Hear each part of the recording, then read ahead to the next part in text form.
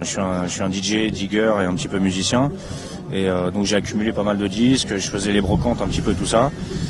Et puis voilà, puis en aiguille, je me suis lancé là-dedans avec mes petites économies, avec 2-3 collègues à moi. Il n'y avait pas de disquaire, Montreuil était obligé de bouger dans Paris jusqu'à Bastille pour prendre du disque. Donc là, voilà, c'était l'occasion d'ouvrir ici. Pour le moment, on a commencé vraiment avec de l'occasion. Et au fur et à mesure, par rapport à la demande qu'on a aussi, on est en train de se renouveler sur du neuf. On essaie d'être éclectique, on a un petit peu de tout, ça passe, on va dire groove music dans un terme général. Et donc soul, funk, jazz, hip-hop, électro, on a un petit peu de rockabilly, on a du rock 70, on fait un petit peu de musique française aussi. Il y a vraiment de tout, hein. Comme client, on a des gens qui ont rebranché leur platine il n'y a pas longtemps parce qu'ils ont vu sur TF1 que c'était fashion et trendy de se remettre au vinyle. On a des gens très pointus, on a des gros collectionneurs, on a des DJ, on a des gens qui vont sampler, qui vont faire de la musique à partir de musique. On a vraiment tous les publics. On a des publics qui découvrent totalement l'univers de la musique, voilà, qui essaient de sortir de ce qu'ils écoutent à la radio. Donc c'est très vaste, c'est très large.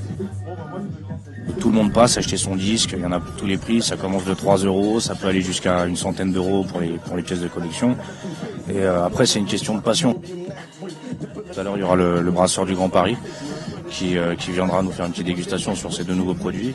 Et donc c'est toujours l'occasion de jouer des disques ou de faire venir des artistes. Il y a quand même une large sélection, on est sur 150 références de bière à peu près. On a quasiment un tiers de Belges. Beaucoup de Polonaises aussi, microbrasseurs polonais qui font des super bons produits. Et puis on a un petit peu d'anglaise, un petit peu d'italienne, un gros tiers de francilienne. Là-dessus, on essaye au maximum de mettre en avant les producteurs locaux. On a 4 brasseries qui sont vraiment limitrophes de notre boutique. D'ailleurs, on propose un pack spécial bière montreuilloise. Et il y a beaucoup de Montreuillois qui viennent pour acheter de la bière de Montreuil. Donc en fait, c'est déjà vraiment, c'est des bières qui sont déjà bien établies à l'échelon local. Et Montreuil est un peu en train de devenir la capitale de la bière artisanale en Île-de-France. Et pareil, dans les vinyles, on distribue au maximum des artistes qui produisent à Montreuil. Donc pour nous, ça sert vraiment à reconnecter l'objet vendu avec son quartier.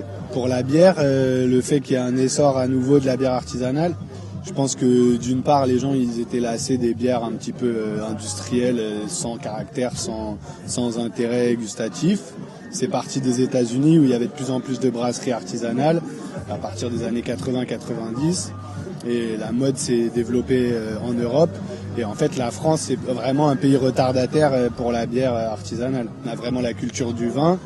Et les gens de la génération de nos parents, ils vont pas se dire qu'ils pourront faire un apéro ou un repas à la bière. Je pense que du coup on avait une vision assez réductrice de la bière pendant longtemps.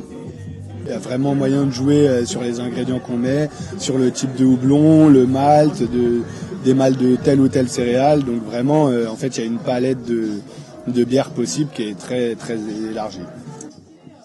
Notre envie, c'est de pouvoir les consommer sur place pour justement que le fan de vinyle il puisse avoir une expérience totale, qu'il puisse déguster sa bière artisanale en trouvant ses vinyles issus de labels indépendants. Ça, c'est vraiment dans l'absolu ce qu'on voudrait faire. C'est juste pour allier mes 2 passions, voilà, c'est aussi simple que ça.